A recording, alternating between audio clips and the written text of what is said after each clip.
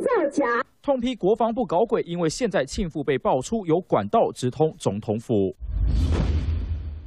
9月27号的时阵，应该海军来护完利亚西的日子。海军讲无预算，讲每年3个来护完钱。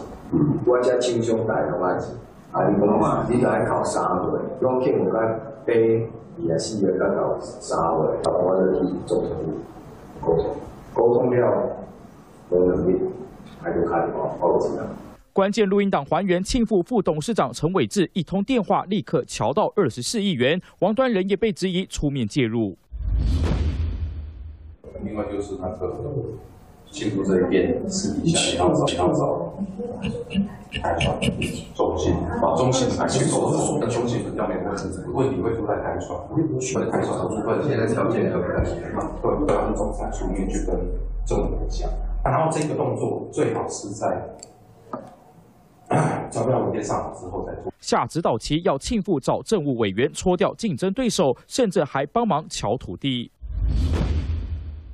基本上也就锁定在9年啦，也不可能让你们再去报警，因为我觉得那个程序又更麻烦。对啊，因为被挂嘛，被挂那个把很多变动的那个条件都先把它排除。总统府和高雄市府被质疑帮庆父护航，而被点名的立刻上火线澄清。涉案者与府方沟通施压军方。